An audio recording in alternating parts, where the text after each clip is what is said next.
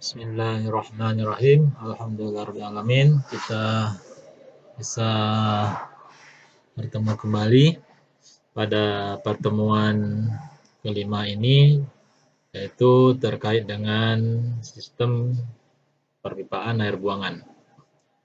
Minggu kemarin kita sudah menjelaskan secara umum bagaimana dengan on-site system dan juga off-site system.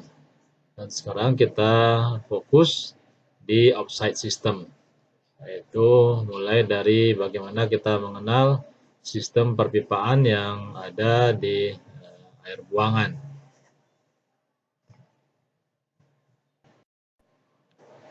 Dalam melakukan pemilihan sistem, sebenarnya ada banyak metode. Salah satunya adalah indikator-indikator apa saja yang perlu diperhatikan, indikator-indikator apa saja yang perlu menjadi syarat dalam pemilihan sistem.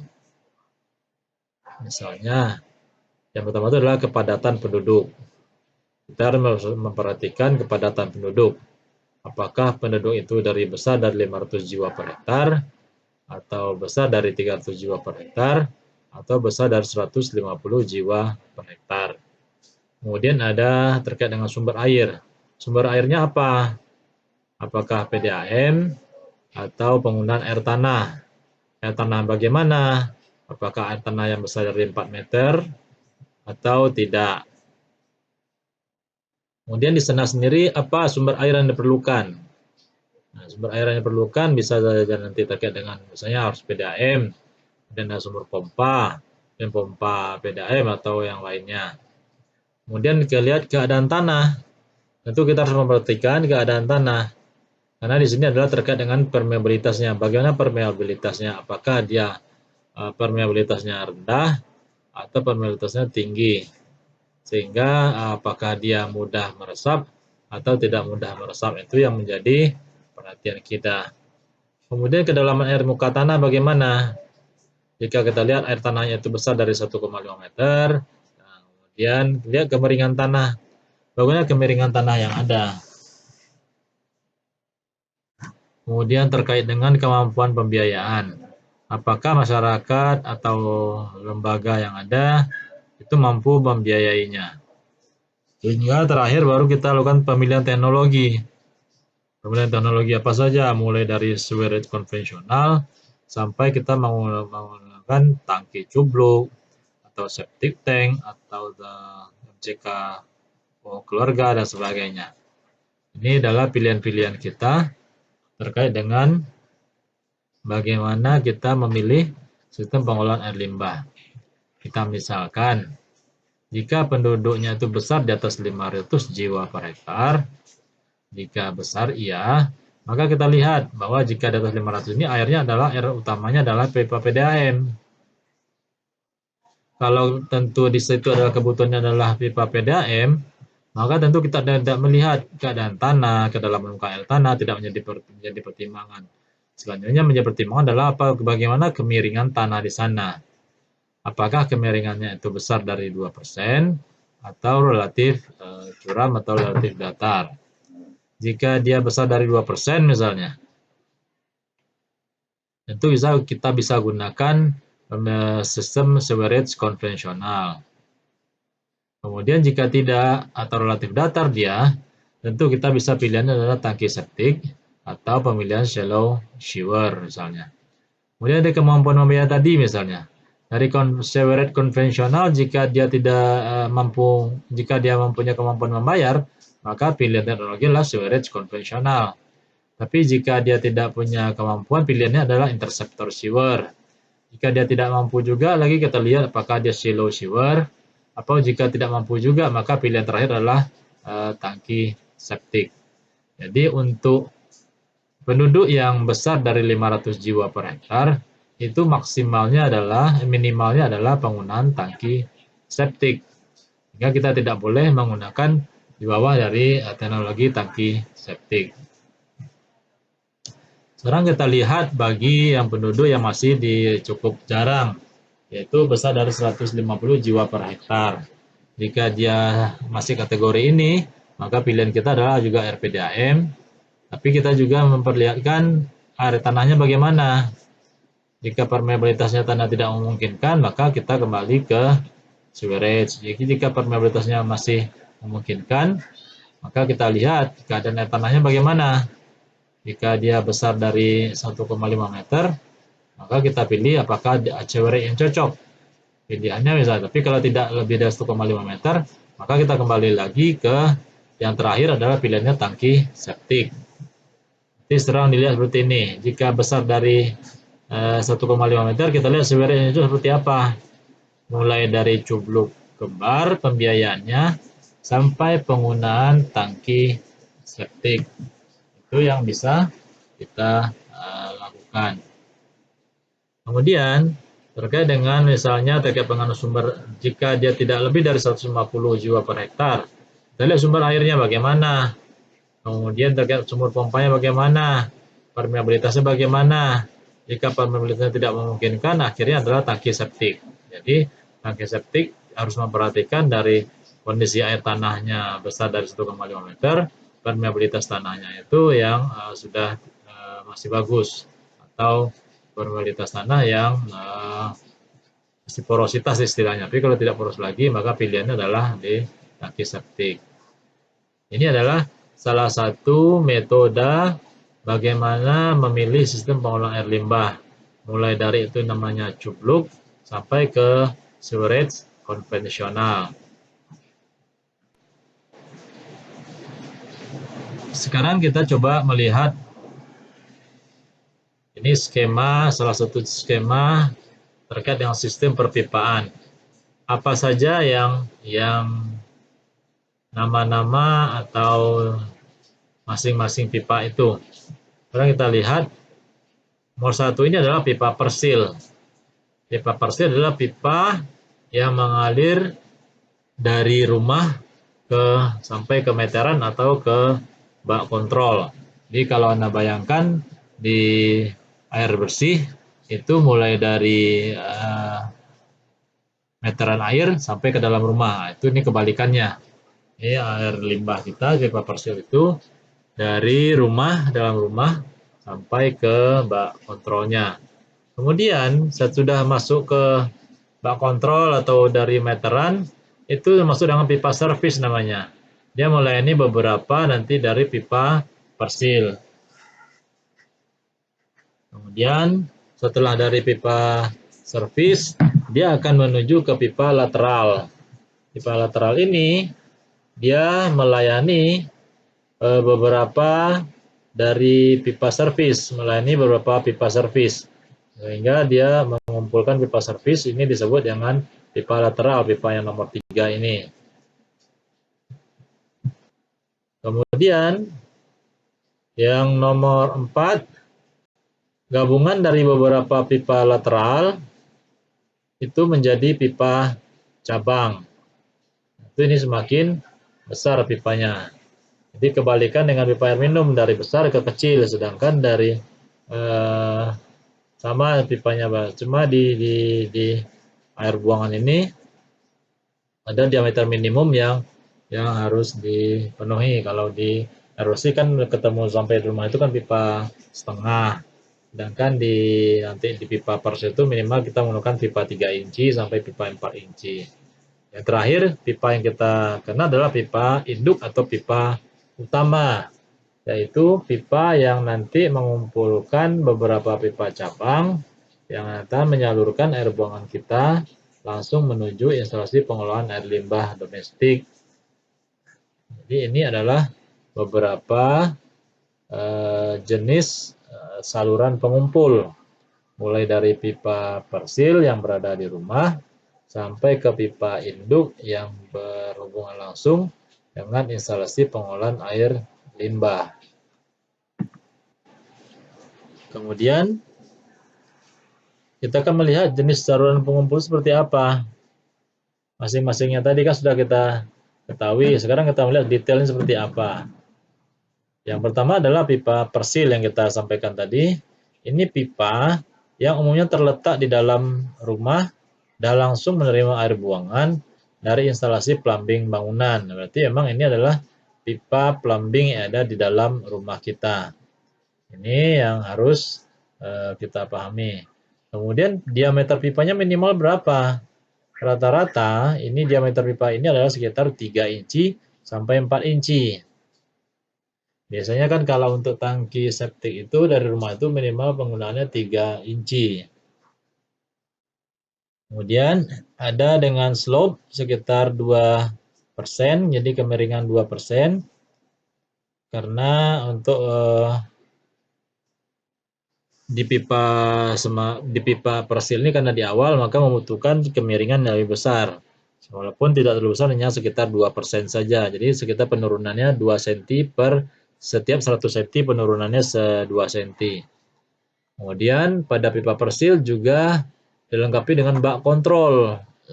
Bak kontrol untuk melihat jangan sampai nanti terjadi penyumbatan dan sebagainya, sehingga diperlukan bak kontrol pada pipa persilnya.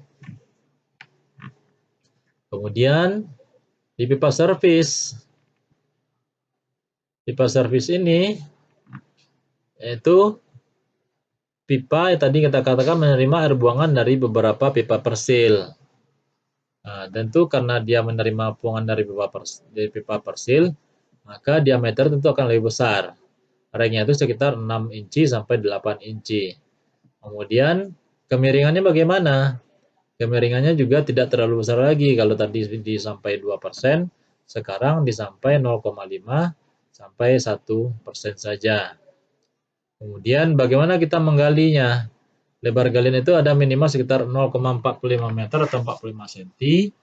Dengan kedalaman benam awal itu sekitar 0,6 meter.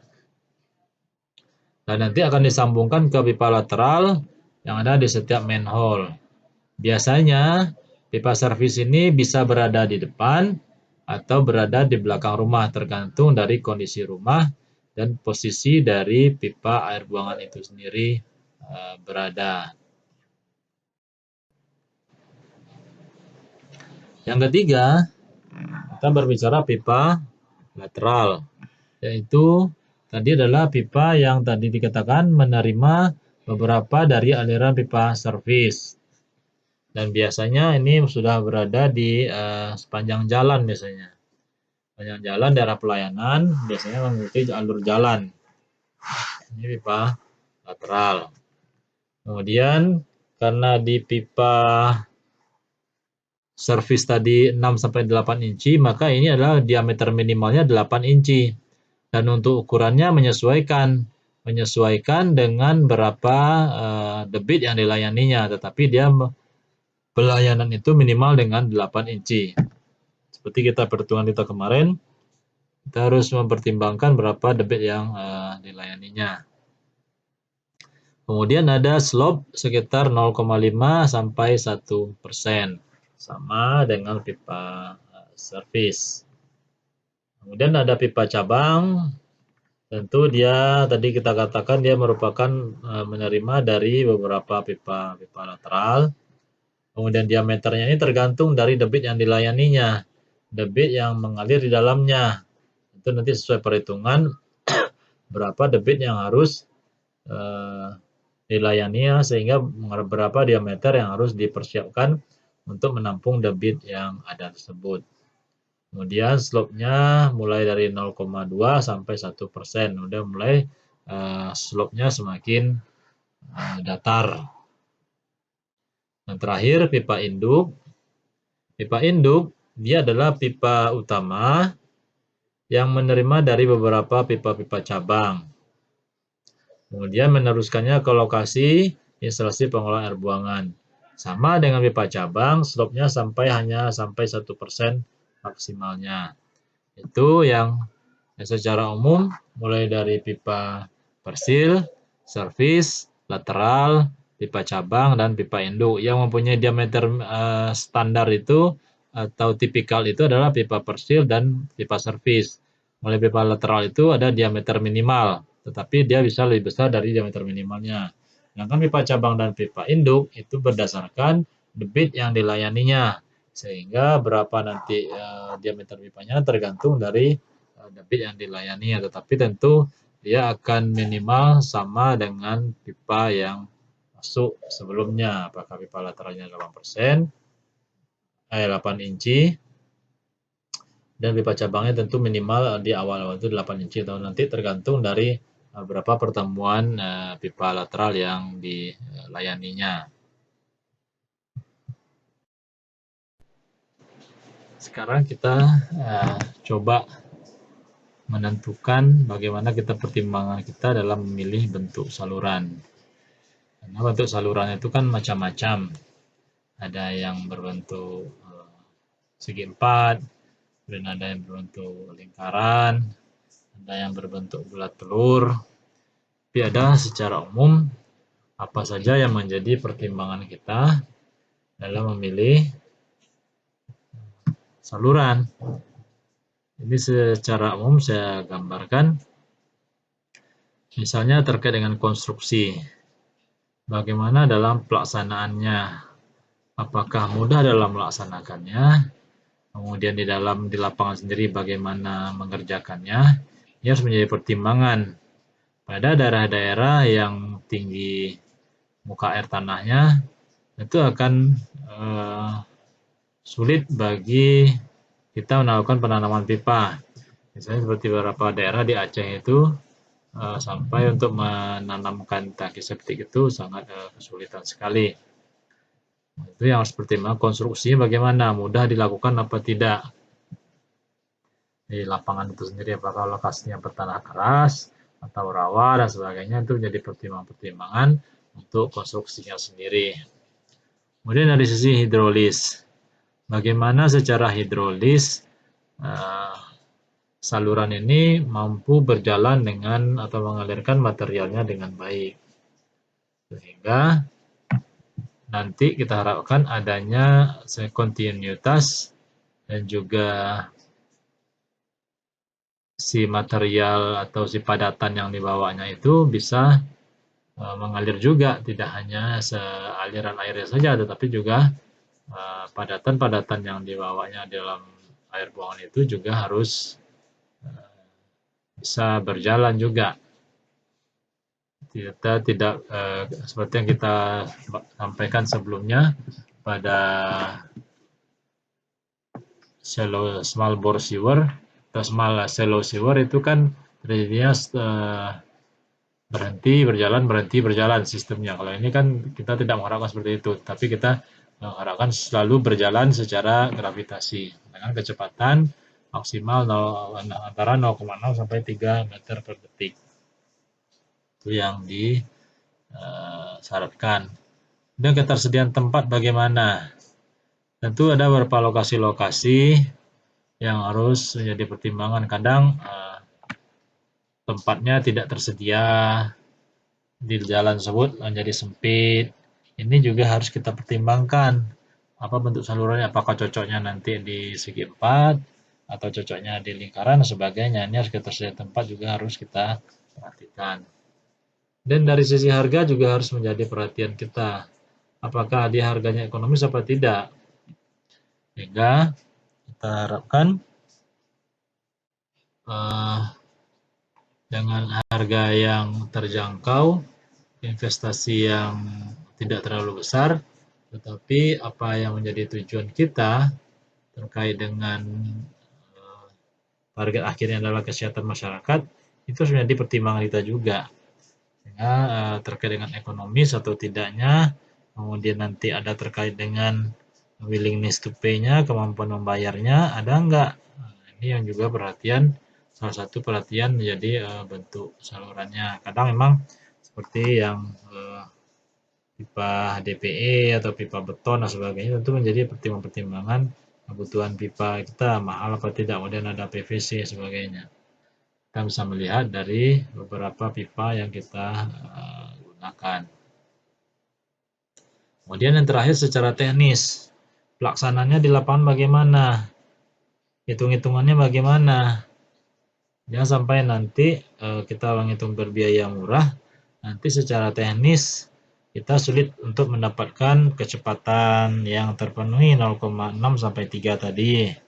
Nah, itu sulit kita dapatkan misalnya. Kemudian kita harus membuat kemiringan yang lebih besar. Ini juga harus menjadi pertimbangan karena setiap segmen tadi ada yang sampai 2% kemiringannya, ada yang cukup 1% saja. Nah, ini juga secara teknis hitung-hitungannya harus jelas, harus sesuai dari sisi konstruksi, hidrolisnya cukup, terus tempatnya ada, ekonomisnya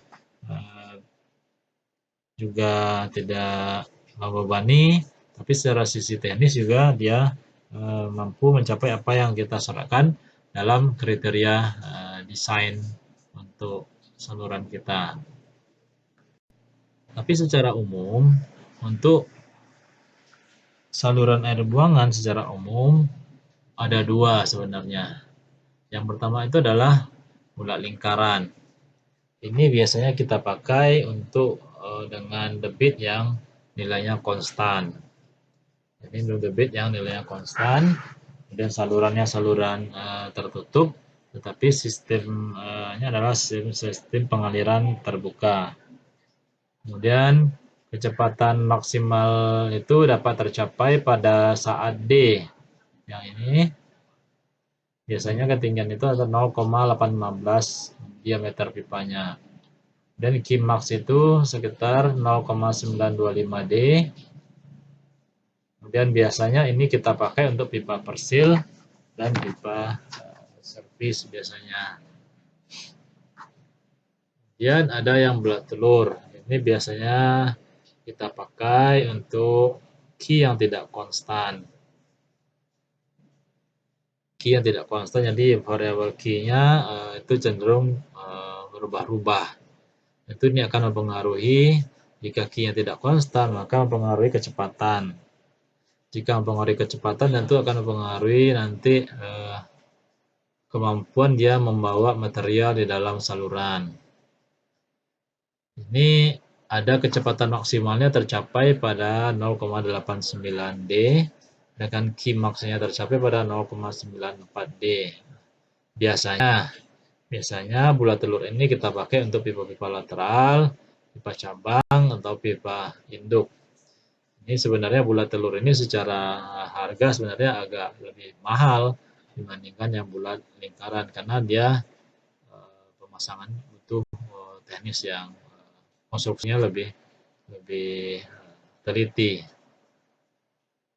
Ini dari bentuk lingkarannya untuk saluran. Sekarang kita lihat pertimbangan kita menggunakan dari bulat telur. Jadi pertama adalah dari keuntungan sisi segi hidrolis. Yang pertama adalah kedalaman D berenangnya adalah lebih terjamin karena diameternya bulat telur seperti ini, tentu dia air yang lebih tinggi posisinya dibandingkan yang lingkaran biasa. Jadi dia harapkan kepadatan yang dibawanya tidak bisa tetap mengalir dengan debit minimum. Jadi kedai berenang itu istilahnya kedalaman minimum yang mana material padatan itu bisa dibawa dengan kecepatan yang sudah ditentukan tadi. Kemudian karena tadi kita katakan dia mengatasi fluktuasi aliran, jadi dengan debit minimum yang terjadi pun dia mampu untuk membawa si material padatan tadi. Tetapi ada beberapa kendala yang menjadi permasalahan adalah saluran seperti ini biasanya sulit untuk didapatkan. Pasaran sangat sulit didapatkan, biasanya melalui pemesanan khusus juga.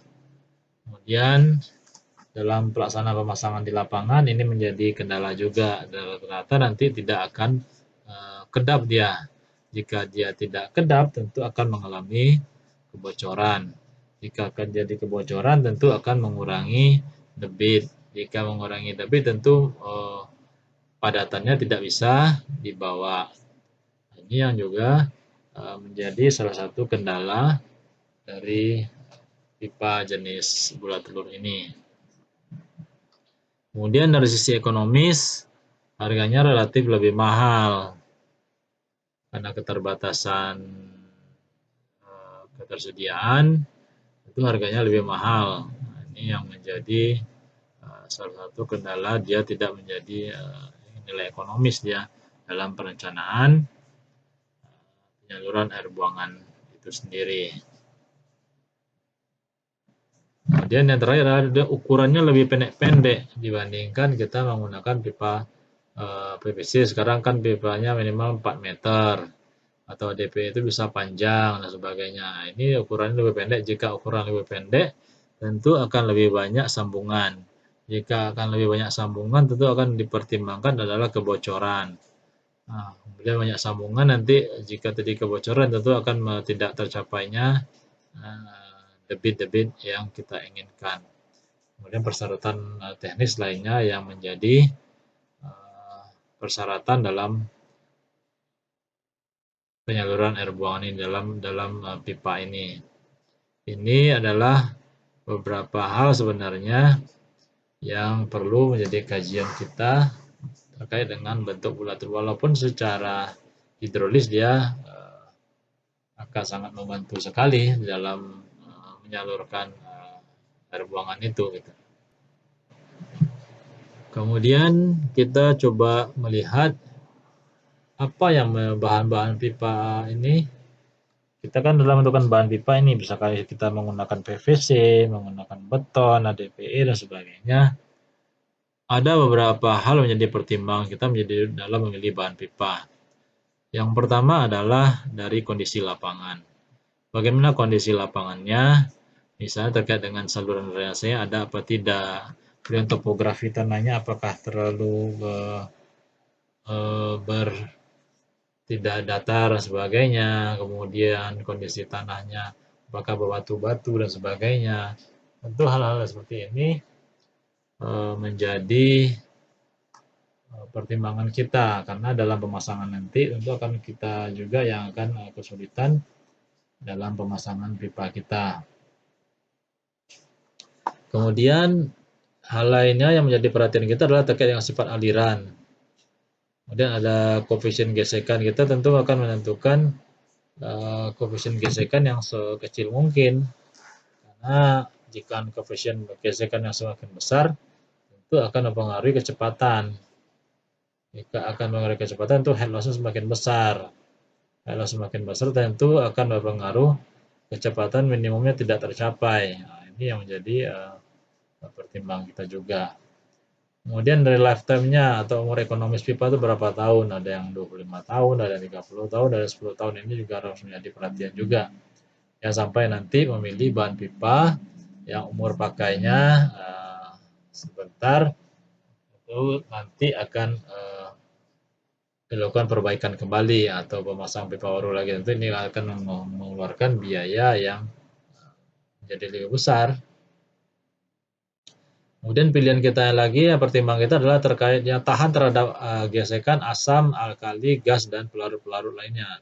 Nah, ini kita harus perhatikan dia tahan terhadap beberapa sifat-sifat yang ada dengan material yang dibawanya tahan terhadap gesekan, kemudian ada asam-asam atau alkali, kemudian gas-gas yang terjadi.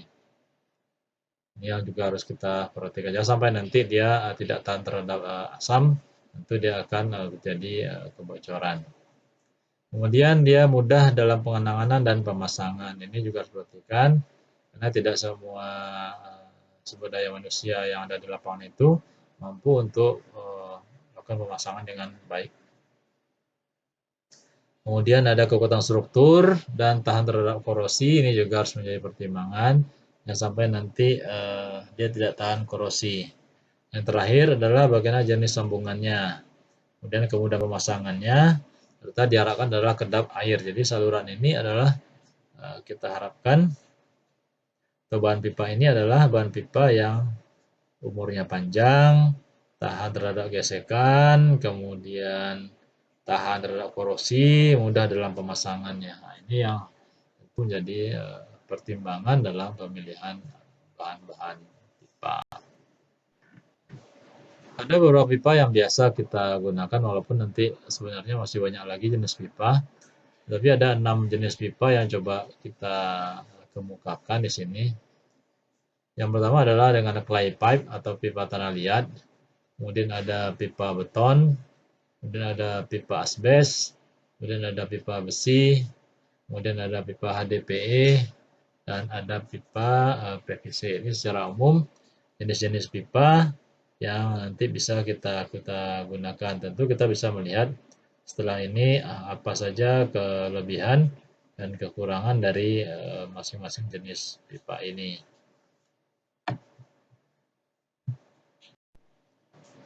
Kemudian bisa kita lihat satu-satu seperti apa jenis pipa itu. Yang pertama pipa tanah liat atau clay pipe.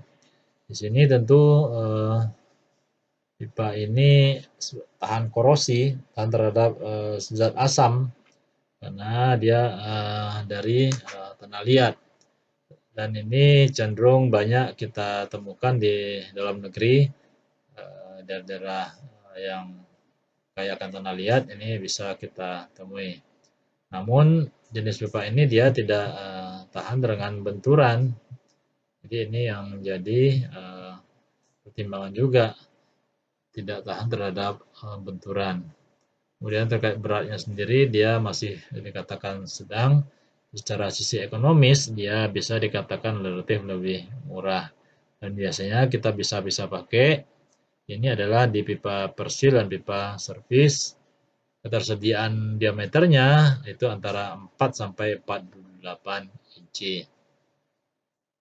Kemudian untuk pipa beton, ini biasa dengan ukuran kecil sampai sedang, juga besar juga ada. Kemudian ini adalah cenderung basah.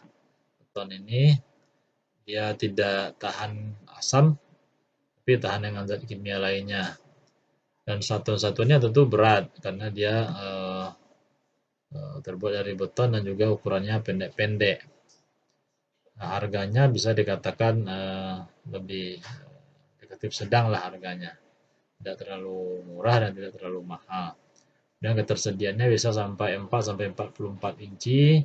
Itu menyesuaikan juga dengan kondisi sekarang, bisa mungkin lebih dari 44 inci.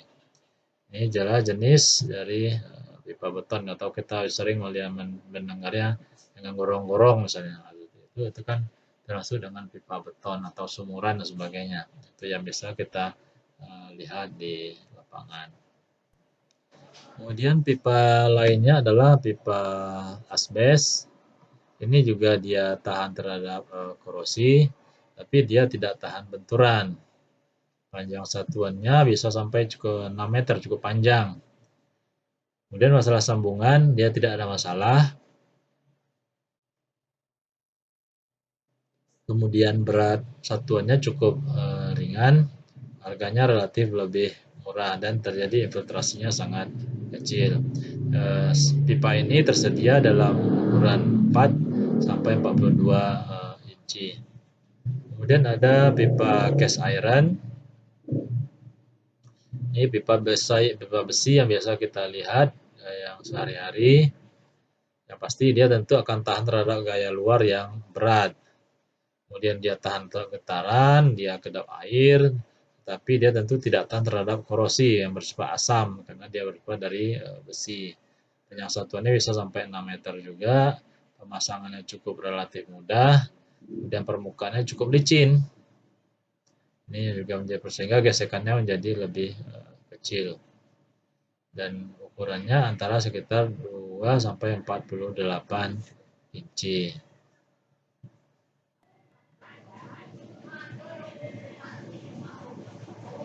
Kemudian pipa HDPE.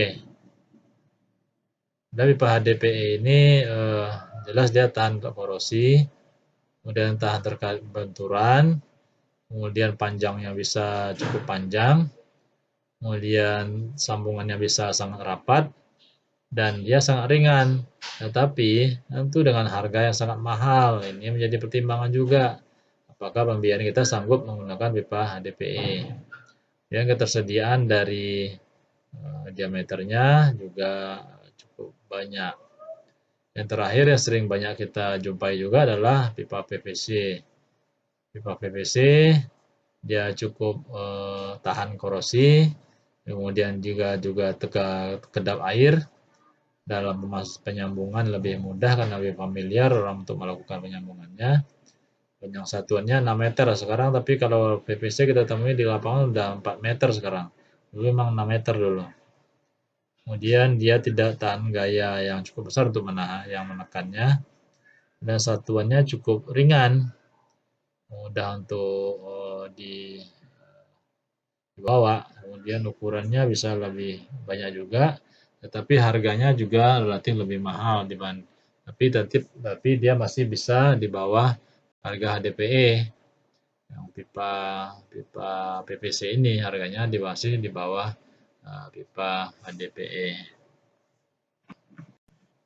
Ini beberapa perbedaan pipa dari Metcalfe dan Eddy. Ini bisa dilihat mulai dari dari pipa beton, tanah liat, asbes, cast iron, pipa baja, pipa PVC, pipa HDPE.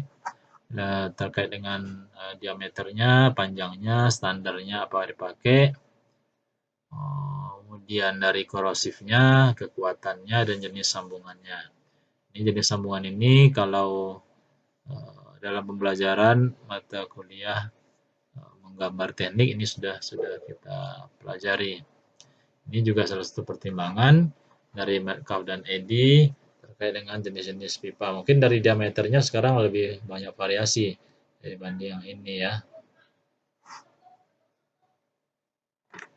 Jadi ASTM itu terkait dengan American Society, kemudian di AWW juga American Waterworks Association. Jadi ini rata-rata dari standar Amerika. Kemudian ini beberapa dari COSIM juga bisa kita lihat, mulai dari plain constraint, plain reinforced constraint, ini terkait dengan pipa beton, dan dari pipa besi, pipa steel, baja, plastik, macam-macam. Ada cast iron lagi. Ini bisa dilihat perbandingannya kita memilih mana kita inginkan. Kekuatannya mulai dari baik sampai sangat baik. Kemudian terkait dengan potensi korosi, ini juga ada yang tidak korosi, ada yang jika dia terkait dengan tahan terhadap korosi itu yang plastik. Sedangkan yang beton sama yang besi tidak tahan korosi. Ini dari beberapa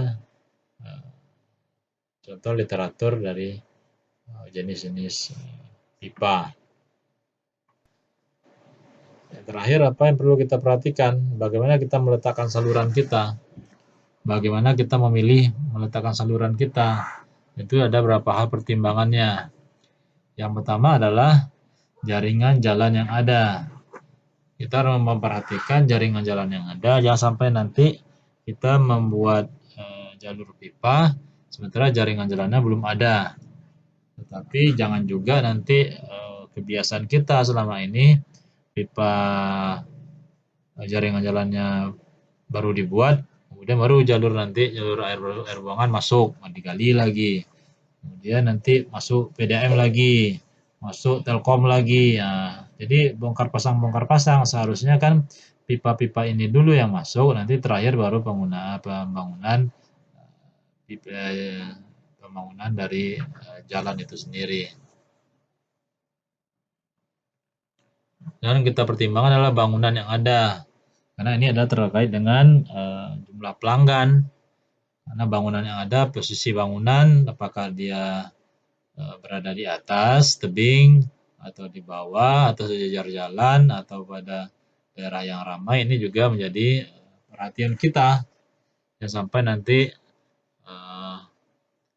bangunan-bangunan yang ada ini tidak sampai kita masuk dalam perencanaan kita. Dan juga perkiraan-perkiraan dari penggunaan tata ruang. Kita harus pertimbangkan perencanaan tata ruang, kan di tata ruang itu sudah kita buatkan biasanya.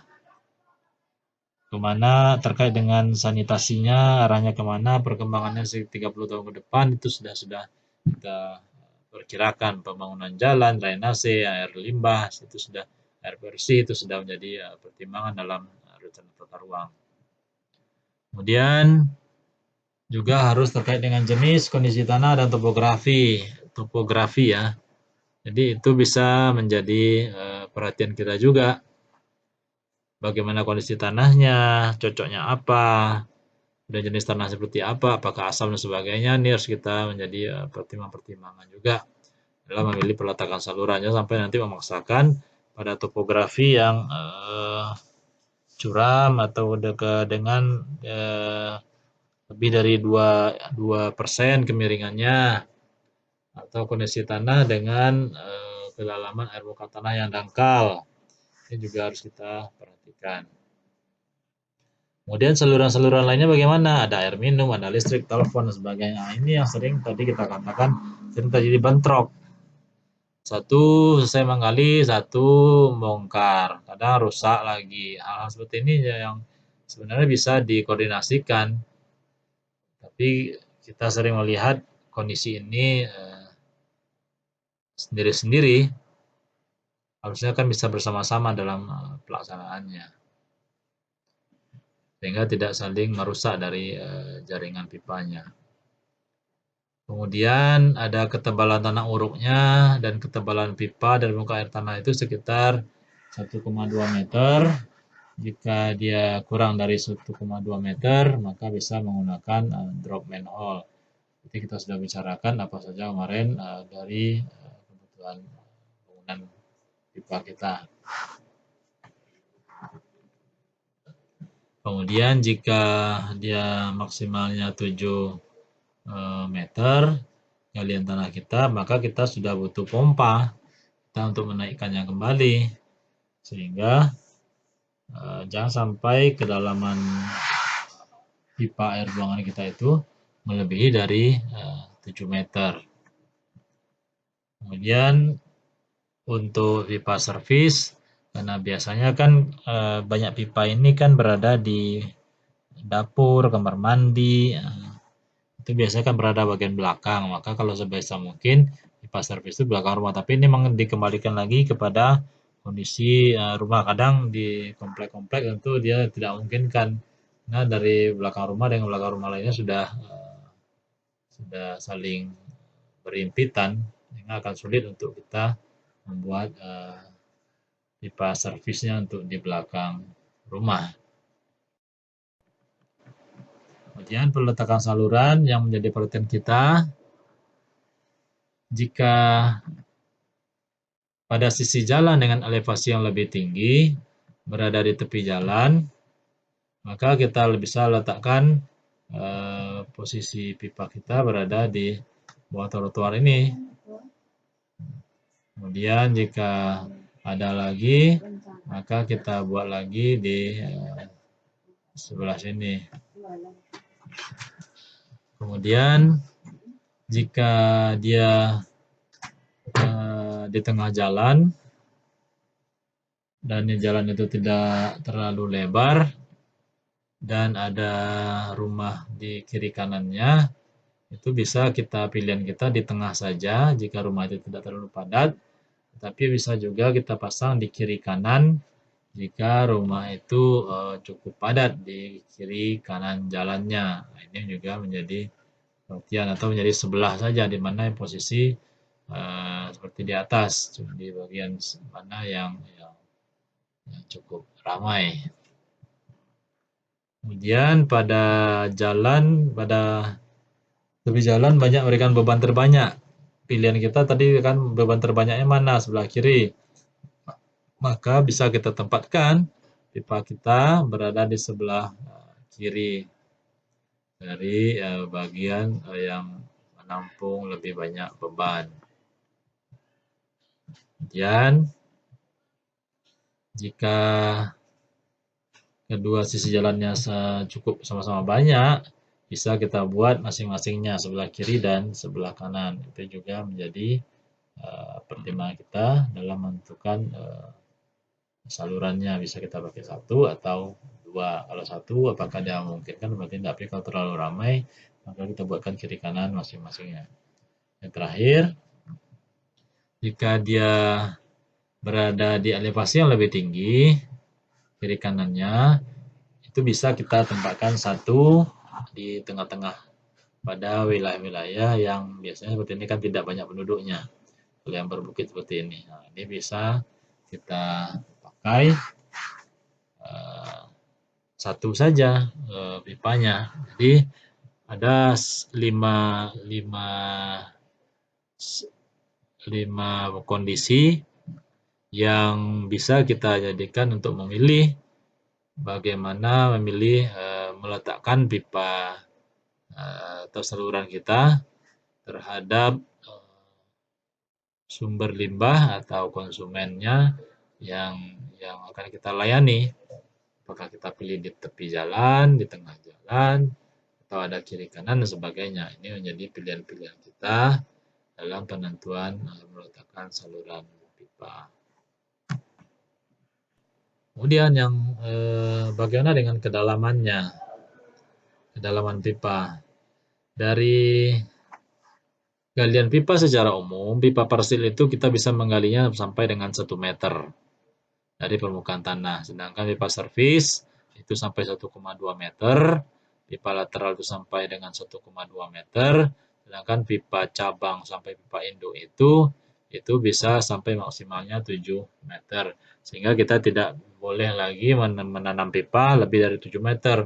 Jika lebih dari 7 meter, maka kita harus melakukan menaikkannya menggunakan pompa untuk kita alirkan lagi secara gravitasi. Kalau dalam 7 meter tentu akan semakin sulit juga untuk melakukan penggalian pipa itu sendiri.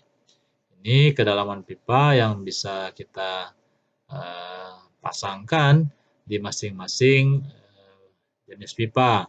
Mulai dari pipa persil, pipa servis, pipa lateral, dan akhirnya pipa induk yang ada masing-masingnya kedalaman minimum dari masing-masing pipa tersebut.